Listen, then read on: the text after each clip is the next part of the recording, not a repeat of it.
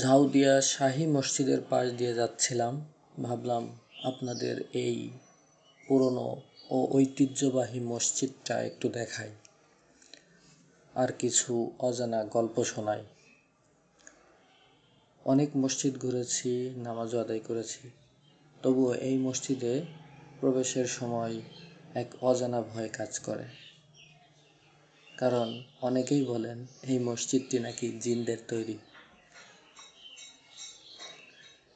যখন ছোট এই মসজিদের ভিতরে প্রবেশ করি, তখন শরীরের ভিতর যেন এমন মনে হয় যে কাঁটা দিয়ে উঠল।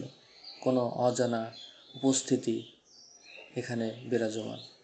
চারপাশে কারুকাজ, আঁটোসাঁটো দেয়াল আর অদ্ভুত নীরব পরিবেশ, সব মিলিয়ে মনে হচ্ছিল যেন ইতিহাসের গভীর কোনো গোপন দিক দেখছি আমি।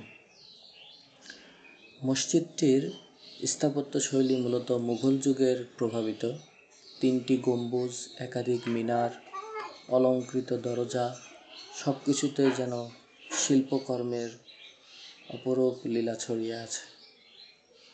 তবে এই মসজিদটি সবচেয়ে বড় বিশেষত্বই যে এটি অলৌকিক বা অন্যান্য গুণ সম্পন্ন।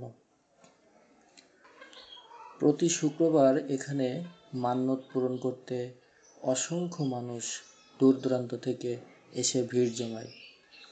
কিন্তু দুঃখের বিষয় হলো, যে পর্যায়ে এই মসজিদটিকে নিয়ে যাওয়া হয়েছে তা অনেকটাই শিরকের কাছাকাছি।